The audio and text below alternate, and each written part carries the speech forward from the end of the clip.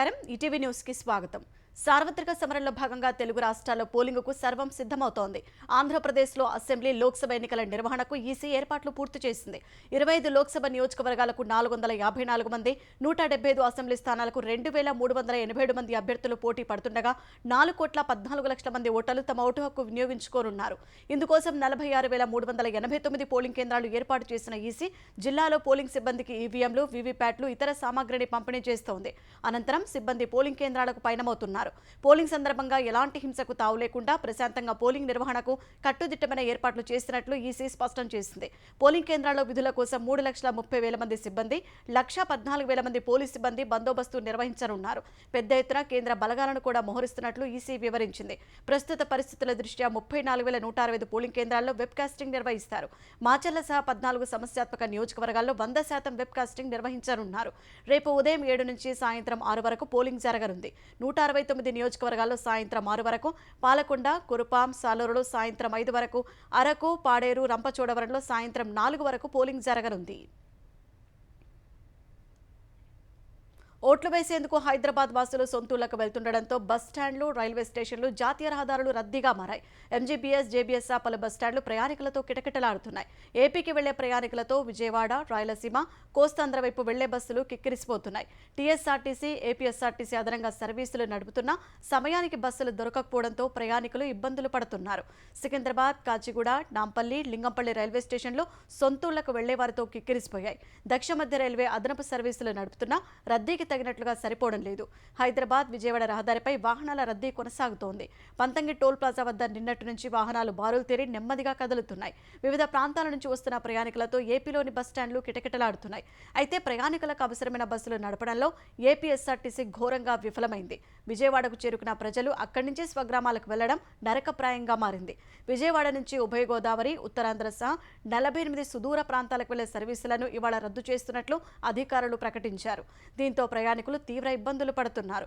ఎన్నికల వేళ అదనపు బస్సులు ఏర్పాటు చేయాల్సింది పోయి రెగ్యులర్ బస్సులను రద్దు చేయడమేంటని ప్రయాణికులు ఆగ్రహం వ్యక్తం చేస్తున్నారు। ఎన్నికల వేళ ఫ్లయింగ్ స్క్వాడ్ పెద్ద ఎత్తున నగదు, మద్యం, ఇతర వస్తువులను స్వాధీనం చేసుకుంది। విశాఖ పాండురంగాపురంలో కారులో తరలిస్తున్న ₹1,50,00,000 పోలీసులు పట్టుకున్నారు। సి విజిల్ ఫిర్యాదుతో ఫ్లయింగ్ స్క్వాడ్ తనిఖీలు చేశాయి। తనిఖీలో అధికారులు నగదు గుర్తించగా నిందితులు కారు వదిలి పరారయ్యారు। ఒంగోలు వెంకటేశ్వర కాలనీలో భారీగా బియ్యం బస్తాలను ఫ్లయింగ్ స్క్వాడ్ పట్టుకుంది। ఓటర్లకు పంచేందుకు బియ్యం బస్తాలు తీసుకొచ్చినట్లు గుర్తించింది। పక్కా సమాచారంతో 5 లారీల బియ్యం బస్తాలను అధికారులు పట్టుకున్నారు। మద్దిపాడు మండలం గ్రోత్ సెంటర్లోని రైస్ మిల్లు నుంచి ఆ బియ్యం బస్తాలు వచ్చినట్లు పోలీసులు తెలిపారు। ఆ రైస్ మిల్లులోనూ రవాణాకు సిద్ధంగా ఉన్న మరో లారీ బియ్యం సీజ్ చేసినట్లు వెల్లడించారు। ఎన్టీఆర్ జిల్లా జి కొండూరు మండలం ముత్యాలంపాడులో వైకాపా నాయకుడి ఇంట్లో 40 లక్షల రూపాయలు స్వాధీనం చేసుకున్నారు। శ్రీ సత్యసాయి జిల్లా రొద్దం మండలం 6 లోచలలో 192 కర్ణాటక మద్యం ప్యాకెట్లను తరలిస్తున్న ఇద్దరిని పట్టుకున్నారు। 288 ప్యాకెట్ల మద్యాన్ని బైక్పై తరలిస్తున్న మరో ఇద్దరిని అదుపులోకి తీసుకున్నారు। పల్నాడు జిల్లా కారంపొడి మండలం వేపకంపల్లిలో ఓటర్లకు డబ్బులు పంచుతున్న వ్యక్తిని గ్రామస్తులు పోలీసులకు అప్పగించారు।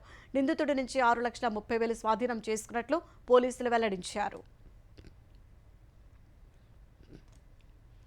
ఓట్ల కోసం నోట్ల పంపిణీలో వైకాపా నేతల తీరుపై పలుచోట్ల ప్రజలు ఆందోళనకు దిగుతున్నారు। కాకినాడ జిల్లా పిఠాపురంలో వైకాపా అభ్యర్థి బంగాగీత కార్యాలయాన్ని ఓటర్లు చుట్టుముట్టారు। వైకాపా నాయకులు కొంతమందికి మాత్రమే డబ్బులిచ్చారని, తమకు ఇవ్వలేదంటూ ఆందోళనకు దిగారు। డబ్బులు ఇస్తామని చెప్పి మోసం చేశారని ఆగ్రహం వ్యక్తం చేశారు। పోలీసులు ఓటర్లతో మాట్లాడి అక్కడి నుంచి పంపేశారు। ఎన్నికల్లో డబ్బు ఇవ్వడం లేదంటూ విజయవాడ, పశ్చిమ, రూరల్, మైలవరం ప్రజలు వైకాపా ఎంపీ అభ్యర్థి కేసినేని నాని కార్యాలయం వద్ద ఆందోళనకు దిగారు। సాయంత్రం తమ వాళ్లు మిమ్మల్ని కలుస్తారని సర్ది చెప్పి వారిని స్థానిక నేతలు అక్కడి నుంచి పంపేశారు। తిరుపతిలోని కొల్లగుంట ఆంజనేయ స్వామి ఆలయంలో ఓటర్ల చేత వైకాపా నాయకులు ప్రమాణం చేయించారు। కుటుంబమంతా వైకాపాకే ఓటు వేయాలని town bank chairman Ketam Ramarao ప్రమాణం చేయించారు। కాకినాడ జిల్లా కొండవరంలో ప్రమాణం చేస్తేనే డబ్బులు ఇస్తామని వైకాపా నేతలు చెప్పడంతో ఓటర్లు ఎదురు తిరిగారు। ప్రమాణం చేసేదే లేదంటూ రోడ్డెక్కి ఆందోళన చేశారు। తమ పేరుపై డబ్బులు తీసుకుని పంచట్లేదని ఓటర్లు నిరసన వ్యక్తం చేశారు।